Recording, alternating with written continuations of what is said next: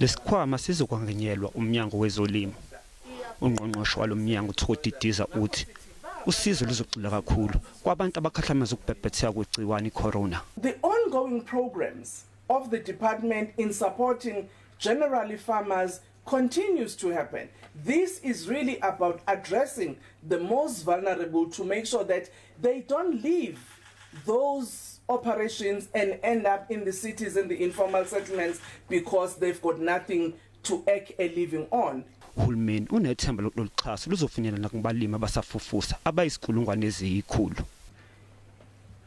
The range and the size in which these producers who are household and back garden, producers, in large measure, this package fit within what they usually need. Some actually go for as small as 2,000 rand for them to be able to produce. So I am comfortable that it will reach a number of people. Bonke abalimi isicelo zabo ezizophumelela bazothola uxhaso olulinganiselwa phakathi kwenkulungwane yamarandi kuya ezikulungwaneni eziyishagalolunye zamarandi.